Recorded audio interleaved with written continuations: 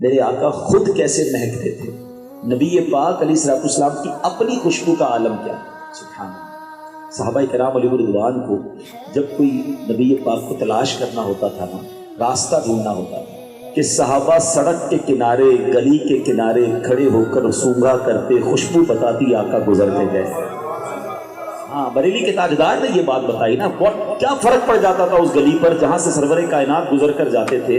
فرماتے ہیں امبر زمین، ابیر ہوا، مشک تر غبار. شناخت کیا تھی؟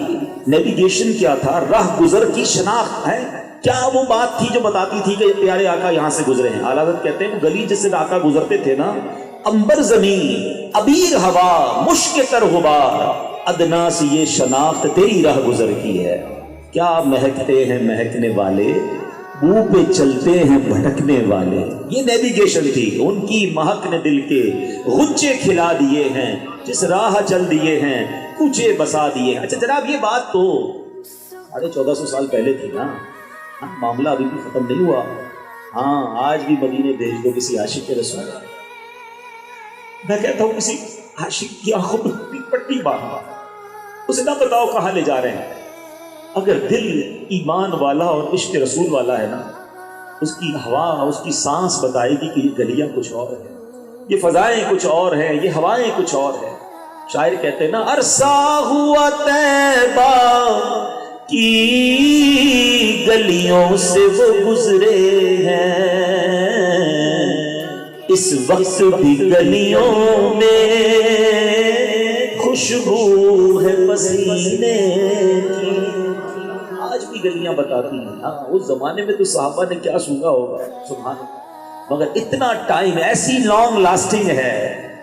بلکہ عاشقان رسول کو جب مدینہ قریب آنے والے ہوتا ہے نا، مدینے پہنچے نہیں ہوتے تو ان کو لگتا ہے کہ فضا بدل رہی ہے، ہوا بدل رہی ہے. شاعر لکھتے ہیں نا، بات کیا ہے بات سما،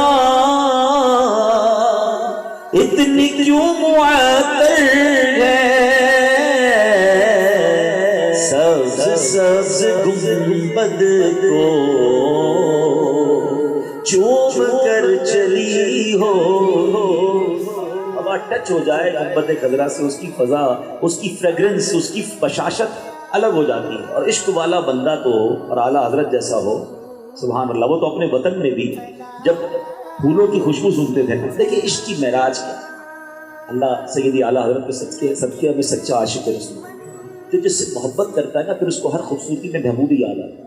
اس کو چاند میں بھی محبوب یاد آتا ہے، اس کو سورج کی خوبصورتی محبوب یاد آتا ہے، اس کو پھولوں میں بھی محبوب یاد آتا ہے.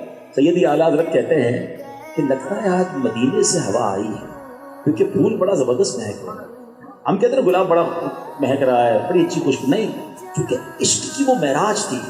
کیا لکھتے ہیں وہ ہے نا، کیا مدینے سے صبا آئی کہ پھولوں میں ہے آج، کیا مدینے سے صبا آئی کہ پھولوں میں ہے آج، کچھ نئی بو بھینی بھینی پیاری پیاری باہ. کہتے ہیں آج کچھ نیا ہی پھول خوشبو دے رہے ہیں، لگتا ہے مدینے سے ہوا آئی. واللہ ان ہواؤں کا صدقہ نصیب فرما. اچھا ایک اور بات، پیارے آقا خوشبو کون سی لگاتے تھے؟ یہ جو خوشبوئیں ہیں نبی پاک یقیناً عطر استعمال فرماتے تھے، مگر میرے آقا وہ ہیں جن کے پسینے میں بھی خوشبو تھی.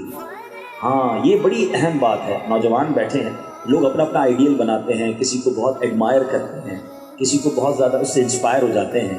دنیا میں کوئی کتنا ہی حسین کیوں نہ ہو، کتنا ہی کمال کا بندہ کیوں نہ ہو، جس کو لوگ پسند کرتے ہوں، اس کے پسینے سے بو آتی ہے.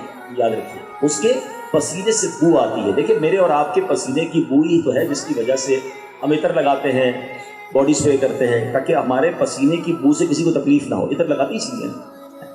لیکن میرے آقا وہ ہیں، کائنات میں ایسا کوئی نہیں، پسینے سے سب کے بو آتی ہے، مگر آقا وہ ہیں کہ جن کا پسینہ ایسا کہ سبحان اللہ اس سے بہتر خوشبو کائنات میں کوئی نہیں. مشہور بات ہے، ایک صحابی آئے نبی پاک علیہ الصلوۃ والسلام کی بارگاہ میں عرض کرتے ہیں حضور بچی کی شادی ہے اور عطر چاہیے، خوشبو خریدنی ہے. عرب کے لوگ بڑی خوشبو استعمال کرتے ہیں، جو بھی اپنی مکے مدینے جائیں، جیسی عطر کی دکانیں وہاں دنیا میں کہیں نہیں، اور جتنا مہنگا عطر وہاں ہے ویسا بھی نہیں ہے. بعض اوقات تو ہم صرف ٹیسٹ کر کے ہی آ جاتے ہیں جب اس کی قیمت سنتے ہیں، لیکن وہ لوگ شوق سے لگاتے ہیں، شروع سے لگا رہے ہیں.